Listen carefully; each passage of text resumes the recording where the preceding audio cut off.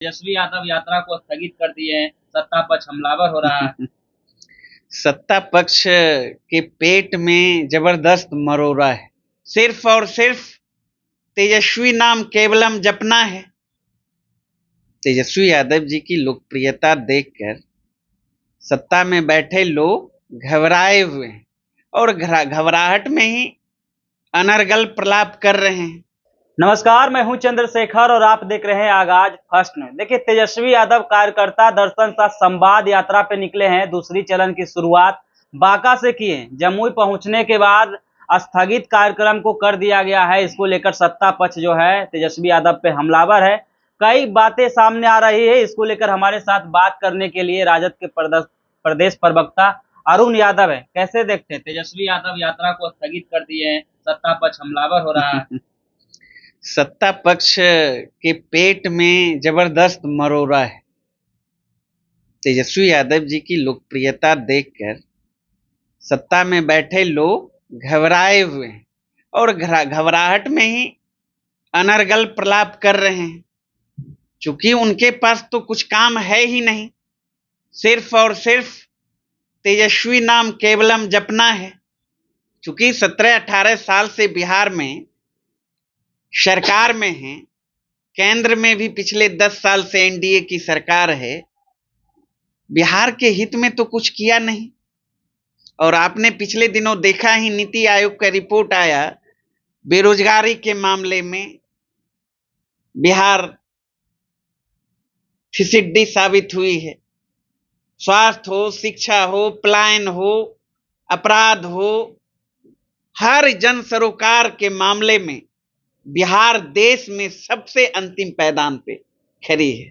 उसके बावजूद भी ये लोग सुशासन की ढोल पीटते हैं। इन बेशर्मों को थोड़ा सा भी शर्म नहीं है। अरे भाई, सरकार में हो, मुद्दे की बात करो ना। तेजस्वी यादव जी मुद्दों की राजनीति करते हैं, सत्ता की राजनीति करते हैं। तो इसलिए हमारे आदरणीय नेता यात्रा पर हैं। आज तक 16 से 26 तक उनका प्रस्तावित यात्रा था। कार्यकर्ता दर्शन सह कार्यकर्ता संवाद कार्यक्रम। और आपने देखा कि 2 राज्यों का जो चुनाव होना है, महाराष्ट्र और झारखंड विधानसभा का, और 4 सीट के लिए बिहार में भी उपचुनाव होना है। तो इन सारे चीजों को देखते हुए उन्होंने जो आगे का कार्यक्रम था स्थगित करने का काम किया है। पुनः फिर जारी होगा। चूंकि हम लोग झारखंड में महागठबंधन में शामिल हैं और सीट शेयरिंग का मामला है, तरह का अपना मीटिंग वगैरह है, तो रणनीति भी बनानी है, चुनाव लड़नी है हम लोगों को। लेकिन सत्ता पक्ष का रहे, उनका कार्यक्रम हुआ है। सत्ता पक्ष का रही है कि तेजस्वी यादव अक्सर यात्रा पे निकलते हैं, लेकिन बीच बीच में बंद कर देते हैं। सिर्फ चुनावी फायदे के लिए वो यात्रा पे निकले। अरे भैया, अपनी बात करें ना। सत्ता पक्ष में तो कहता हूं, आप अपनी उपलब्धि बताइए। 17 महीने में हमारे आदरणीय नेता तेजस्वी यादव जी ने तो करके दिखाया।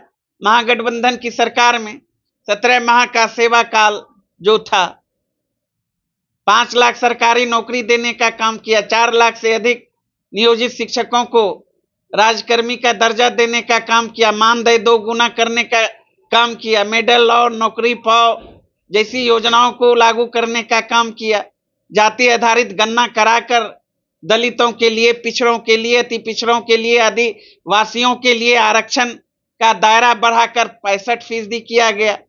तो आप 17 साल में क्या किया, ये बिहार की जनता जानना चाहती है।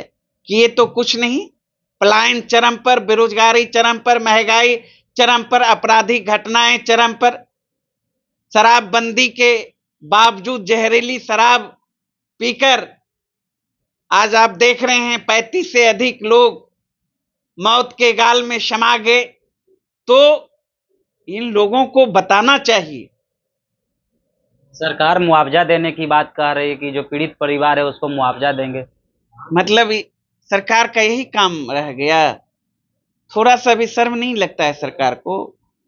मुख्यमंत्री जी को बताना चाहिए। आखिर बिहार में शराबबंदी है, उसके बावजूद चौक चौराहे पर कैसे शराब मिल रहा है? जहरीली शराब कौन परोस रहा है? क्यों खामोश हैं? इसका मतलब स्पष्ट है कि सरकार के संरक्षण में शराब माफिया जहरीली शराब परोस रहे हैं। सरकार के इशारे पर इसकी जिम्मेवारी लेनी चाहिए ना नीतीश कुमार जी को, क्योंकि गृह विभाग तो उन्हीं के पास है, लेकिन अभी तक 2 लाइन संवेदना भी व्यक्त नहीं करने का काम किया। दुर्भाग्यपूर्ण है बिहार और बिहार वासियों के लिए। चलिए, ये थे राजद प्रवक्ता अरुण कुमार। इन्होंने अपनी प्रतिक्रिया शराब को लेकर और साथ ही साथ तेजस्वी यादव का जो यात्रा स्थगित हुआ है उसको लेकर दिए। बाकी बात तेजस्वी यादव की यात्रा को लेकर आप क्या सोचते हैं और सत्ता पक्ष के द्वारा शराब को लेकर क्या सोचते हैं? अपनी प्रतिक्रिया कमेंट बॉक्स में जरूर दें।